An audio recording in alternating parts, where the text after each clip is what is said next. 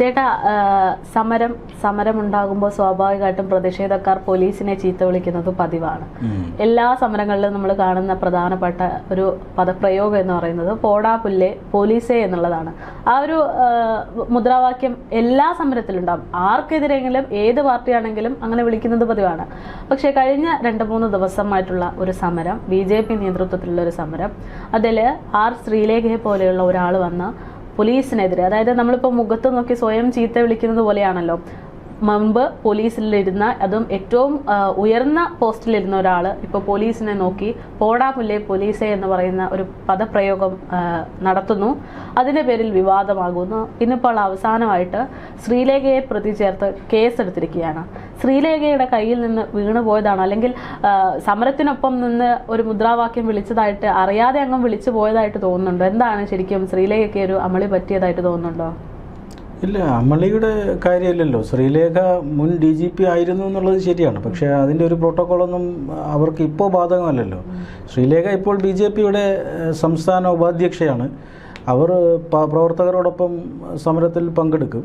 ആ സമരത്തിൽ പ്രവർത്തകർ വിളിക്കുന്ന മുദ്രാവാക്യം അവർ ഏറ്റുവിളിക്കുകയും ചെയ്യും. അല്ലെങ്കിൽ ഒരു പക്ഷേ അവർ മുദ്രാവാക്യം പ്രവർത്തകർക്ക് വിളിച്ചു കൊടുക്കുകയും ചെയ്യും. അതെല്ലാം അവരുടേതായ ജനാധിപത്യ സ്വാതന്ത്ര്യമല്ലേ. അവർ സർവീസിലിരിക്കുന്ന കാലത്ത് എന്ത് ചെയ്യുന്നു എന്നുള്ളതാണ് വളരെ പ്രധാനം. സർവീസിലിരിക്കുമ്പോൾ ഇത്തരം കാര്യങ്ങൾക്കൊക്കെ റെസ്ട്രിക്ഷൻ ഉണ്ടാവാം. പക്ഷേ വിരമിച്ചു കഴിഞ്ഞാൽ പിന്നെ ഏത് രാഷ്ട്രീയ പാർട്ടിയിലും ചേർന്ന് പ്രവർത്തിക്കാൻ ആർക്കും അവകാശമുണ്ട്. അങ്ങനെയാണ് സെൻകുമാറും അതുപോലെ തന്നെ ആർ ശ്രീലേഖയും അടക്കമുള്ളവർ പ്രവർത്തിച്ചിട്ടുള്ളത്. ഇതിനു മുമ്പ് കമ്മ്യൂണിസ്റ്റ് പാർട്ടിയിലും കോൺഗ്രസിലുമെല്ലാം ഇത്തരം ആൾക്കാർ വന്നിട്ടുണ്ട്. ഇപ്പോൾ തമിഴ്നാട്ടിൽ അണ്ണാമലൈ VRS എടുത്തിട്ടാണല്ലോ രാഷ്ട്രീയ പ്രവർത്തനം നടത്തുന്നത്. അപ്പോൾ അതിന് നമ്മുടെ നിയമം അനുവദിക്കുന്നത് കൊണ്ട് അവർ ചെയ്യുന്നു. ഇപ്പോൾ ഇവിടെ ഒരു സ്പെഷ്യൽ നരേറ്റീവ് ഉണ്ടാക്കാൻ ശ്രമിക്കുകയാണ്. അങ്ങനെ ഒരു നരേറ്റീവ് ഉണ്ടാക്കി ശ്രീലേഖയെ കുറ്റക്കാരിയാണ് എന്നാക്കാൻ വേണ്ടി ശ്രമിക്കുകയാണ്. അത് വാദത്തിന് വേണ്ടി മാത്രം ചെയ്യുന്നതാണ്. ഇത്തരത്തിലുള്ള നരേറ്റീവുകൾ ഉണ്ടാക്കാൻ CPM എപ്പോഴും മിടുക്കരാണല്ലോ. A റഹീമിനെ പോലെയുള്ള ആൾക്കാരാണ്. ഇവർ പെൻഷൻ വാങ്ങുന്നതാണ്, സർക്കാരിൻ്റെ പെൻഷൻ വാങ്ങുന്നതാണ്. അതുകൊണ്ട് പോലീസിനെതിരെ മുതിർന്ന പോലീസ് ഉദ്യോഗസ്ഥയാണ്. അതുകൊണ്ട് പോലീസിനെതിരെ മുദ്രാവാക്യം വിളിക്കാൻ പാടില്ല എന്ന ഒരു ചട്ടക്കൂട് ഇവിടെ ഉണ്ടാക്കി വയ്ക്കുകയാണ്. അപ്പോൾ അത് അവർ തന്നെ, ഇപ്പോൾ സെൻകുമാർ തന്നെ തൻ്റെ സമൂഹ മാധ്യമത്തിലൂടെ അത് പൊളിച്ചിട്ടുണ്ട്. കാരണം ഈ പറഞ്ഞതുപോലെ റിട്ടയർ ചെയ്ത് കഴിഞ്ഞാൽ ഏത് രാഷ്ട്രീയ പാർട്ടിയിലും പ്രവർത്തിക്കാം. അങ്ങനെ പ്രവർത്തിക്കുമ്പോൾ ജനാധിപത്യപരമായ സമരം ചെയ്യേണ്ടി വരും. ഇവിടെ തിരുവനന്തപുരത്തൊരു ഒരു രാഷ്ട്രീയമായ ഒരു ടെൻഷൻ നിലനിൽക്കുന്നുണ്ട്. അത് 45 കൊല്ലം എനിക്ക് തോന്നുന്നു CPM അടക്കി ഭരിച്ചിരുന്ന നഗരസഭ, ആ നഗരസഭാ ഭരണം കൈവിട്ടു പോകുന്നു. അവിടെ BJP അധികാരത്തിൽ വരുന്നു.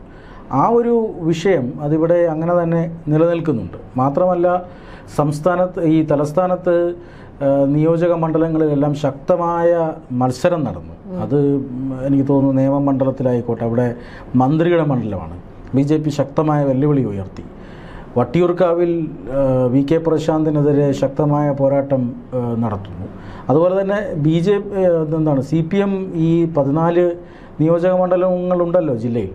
അതിൽ ഏതാണ്ട് ഒരു മണ്ഡലം മാത്രമാണ് കോൺഗ്രസിനുള്ളത്. ബാക്കി എല്ലാ മണ്ഡലവും CPMൻ്റെ മണ്ഡലങ്ങളാണ്. പക്ഷേ ആ മണ്ഡലങ്ങളെല്ലാം ഒരു വലിയ വെല്ലുവിളി ഉയർത്താൻ ഇത്തവണ തിരുവനന്തപുരത്ത് BJPക്ക് സാധിച്ചിട്ടുണ്ട്. അതിൽ ചില മണ്ഡലങ്ങളൊക്കെ വിജയിക്കുമെന്നാണ് അവർ അവകാശപ്പെടുന്നത്. അപ്പോൾ അങ്ങനെ ഒരു സാഹചര്യത്തിൽ, പ്രത്യേകിച്ചും മുൻ മന്ത്രി കൂടിയായ കടകംപള്ളി സുരേന്ദ്രൻ്റെ കഴക്കൂട്ടത്ത് BJPക്ക് വിജയസാധ്യത പറയുന്നുണ്ട്. അപ്പോൾ ഇതെല്ലാം ഒരു വലിയ ഒരു പിരിമുറുക്കത്തിലേക്ക് CPMനെ നയിച്ചിട്ടുണ്ടാവും. അങ്ങനെ ഒരു സംഘർഷമാണ് ഈ തെരഞ്ഞെടുപ്പ് കാലത്തുണ്ടായ ഒരു ശക്തമായ പ്രചരണ കാലത്തുണ്ടായ പോരാട്ടം. അത് അക്രമത്തിലേക്ക് മാറുന്നു എന്ന് വേണം മനസ്സിലാക്കാൻ. ഇപ്പോൾ ഈ പ്രതിഷേധത്തിന് കാരണമായ മലമുകളിലെ വിഷയമുണ്ടല്ലോ, ആ മലമുകളിലെ വിഷയം തന്നെ വരാൻ കാരണം മലമുകളിൽ ഈ CPIMൻ്റെ കോട്ടയായിരുന്നു. അവിടങ്ങളിലേക്ക് BJP ഇടിച്ചു കയറാൻ ശ്രമിക്കുന്നു എന്നുള്ളതാണ് അവിടെ ഒരു രാഷ്ട്രീയ സംഘർഷത്തിന് കാരണം. അപ്പോൾ അതുകൊണ്ട് തന്നെ ഈ മുദ്രാവാക്യം വിളിയിലോ ഒന്നും ആർ ശ്രീലേഖയ്ക്ക് എന്തെങ്കിലും തരത്തിലുള്ള റെസ്ട്രിക്ഷൻ ഉണ്ടെന്നോ വിരമിച്ചതിന് ശേഷം അവർ ആ പ്രോട്ടോകോൾ പാലിക്കണമോ എന്നൊക്കെ പറയുന്നതിൽ അങ്ങനെയല്ല. ഇപ്പം നമുക്കൊരു ധാർമ്മിക ബോധം ഉണ്ടാവുമല്ലോ. എന്തായാലും ഇപ്പം നമ്മളൊരു സ്ഥലത്ത് ജോലി ചെയ്യുമ്പോൾ അപ്പോൾ ആ കാലത്തൊന്നും തെറ്റ് എന്ന് പറയാത്ത ഒരാൾ പുറത്ത് വന്നതിന് ശേഷം അത് മൊത്തം തെറ്റാണ് എന്ന് പറയുന്നതിലെ ഒരു ധാർമ്മികതയാണ് ഇപ്പോൾ ചോദിക്കുന്നത്. അല്ല, ഇത് ഓരോ ഇഷ്യൂ ബേസ്ഡ് ആണല്ലോ. ഇവിടെ ഇപ്പോൾ എന്താ പ്രശ്നം അത് നോക്കിയിട്ടാണല്ലോ പ്രതികരിക്കുക. ഇവിടെ അതിശക്തമായി എനിക്ക് തോന്നുന്നു BJP പ്രതികരിക്കേണ്ട രീതിയിൽ പ്രതികരിച്ചിട്ടില്ല എന്ന് തോന്നുന്നു. ഒരു പാർട്ടിയുടെ നേതാക്കന്മാരെ പിടിച്ചുകൊണ്ടുപോയി പോലീസ് വണ്ടിയിലിട്ട് നഗരം ചുറ്റുക, ആ നഗരം ചുറ്റുന്ന സമയം കൊണ്ട് ഇടിച്ച് പഞ്ചറാക്കുക, അവർ ചോര ഒലിപ്പിക്കുന്ന രീതിയിൽ ആശുപത്രിയിൽ അഡ്മിറ്റ് ചെയ്യുക, ഇതൊക്കെ ഒരു പാർട്ടി പാർട്ടി അങ്ങേയറ്റം പ്രകോപിപ്പിക്കുന്ന കാര്യങ്ങളാണ്. ഒരു LDF നേതാക്കന്മാർക്കോ UDF നേതാക്കന്മാർക്കോ ആണ് ഇത് സംഭവിച്ചിരുന്നെങ്കിൽ ഒരുപക്ഷെ അടുത്ത ദിവസം ഹർത്താലടക്കമുള്ള കാര്യങ്ങൾ നടക്കേണ്ടതാണ്. പക്ഷേ അതൊന്നും നടന്നില്ല. BJP എന്തോ ഒരു അവർക്ക് മുൻകാലങ്ങളിൽ കാണിക്കാത്ത തരത്തിലുള്ള ഒരു സംയമനം കാണിക്കുന്നു എന്നാണ് എനിക്ക് തോന്നുന്നത്. ഒരുപക്ഷെ ഇപ്പോൾ കോർപ്പറേഷനിൽ ഒരു ബഹളം ഉണ്ടാക്കി കഴിഞ്ഞാൽ അത് VV രാജേഷിന് എതിരാവും എന്നുള്ളത് കൊണ്ടായിരിക്കും. അതുകൊണ്ടൊക്കെ ആയിരിക്കാം. കാരണം കോർപ്പറേഷൻ ഭരണം കിട്ടിയെങ്കിലും കഴിഞ്ഞ തവണത്തെ ഒരു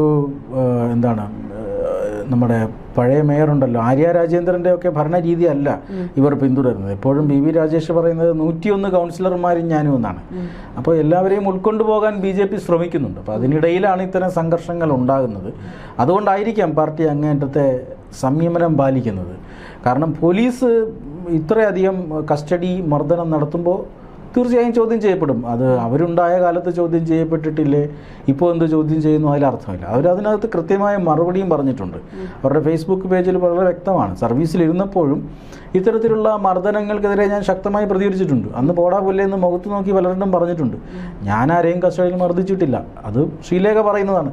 അപ്പം ആ ഒരു രീതിയാണ്, അല്ലെങ്കിൽ അതാണ് കുറച്ചുകൂടി ജനങ്ങൾ വിശ്വസിക്കുക എന്ന് തോന്നുന്നു. എന്തായാലും ശ്രീലേഖന്റെ ഈ ഒരു വരുത്ത് BJPക്ക് ഒരു മുതൽക്കൂട്ടായി മാറിയിട്ടുണ്ടല്ലേ?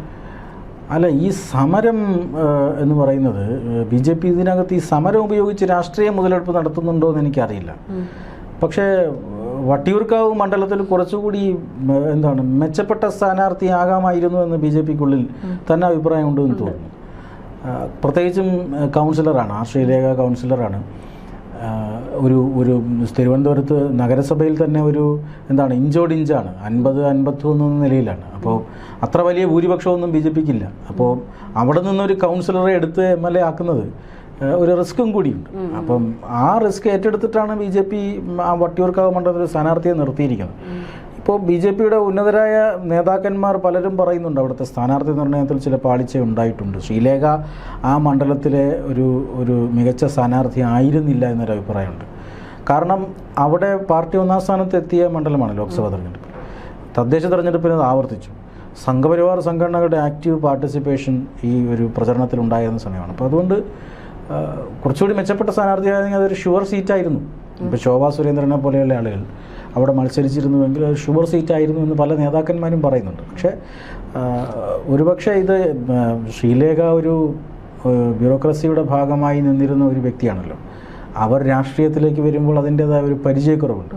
അപ്പോൾ ആ ഒരു രീതിയിൽ ആ മണ്ഡലത്തിൽ ഒരു പുതുമുഖമായി മാറിയേക്കാം എന്നൊരു അഭിപ്രായം ജനങ്ങൾക്കുണ്ട്. പക്ഷേ ഈ പറയുന്ന കൗൺസിലർമാർ, നിരവധി കൗൺസിലർമാർ അവിടെയുണ്ട്. സംഘടന അവിടെ എണ്ണയിട്ട യന്ത്രം പോലെ പ്രവർത്തിക്കുന്നു. ഇതിൽ വിജയിച്ചു വരാം എന്നായിരിക്കാം BJP പദ്ധതിയിട്ടത്. ഇപ്പോൾ എന്തായാലും ഇപ്പോൾ കേസ് എടുത്തിരിക്കുന്നുണ്ട്. അതായത് സമരം പ്രതിഷേധം അതിൻ്റെ മുന്നിലൊക്കെ ഈ ശ്രീലേഖ ഉള്ളത് ആദ്യമേ അറിയാമായിരുന്നു. പക്ഷേ ഇത് വിവാദ വിഷയമായപ്പോഴാണ് ഇപ്പോൾ ശ്രീലേഖയും കൂടെ പ്രതി ചേർത്ത് കേസെടുത്തിരിക്കുന്നത്. അല്ല, ഇത്തരത്തിലുള്ള പോലീസ് സ്റ്റേഷൻ മാർച്ച്, അങ്ങനെയുള്ള സംഘർഷത്തെ തുടർന്നുണ്ടാകുന്ന പ്രതിഷേധം, ഇതിനൊക്കെ കേസ് വരിക സ്വാഭാവികമാണ്. അപ്പോൾ ശ്രീലേഖ അല്ല വേറെ ഏതൊരു രാഷ്ട്രീയ നേതാവാണ് എങ്കിലും ഇപ്പോൾ ഡെപ്യൂട്ടി മേയർ ആശാനാഥ് 6ാം പ്രതിയാണ് ആ കേസിൽ, 5ാം പ്രതിയാണ് ശ്രീലേഖ. അപ്പോൾ ആ കേസ് സ്വാഭാവികമായി പൊതുപ്രവർത്തകരുടെ മേലുണ്ടാകുന്ന കേസാണ്. ഇപ്പോൾ ഇവിടെ DGP ആയിരുന്ന ഒരാൾക്കെതിരെ കേസ് വരുന്നു എന്നുള്ളൊരു കൗതുകം മാത്രമേ അതിനകത്തുള്ളൂ. അതിന് വലിയ പ്രാധാന്യമുള്ള ഒരു കാര്യമല്ല എന്നാണ് എനിക്ക് തോന്നുന്നത്.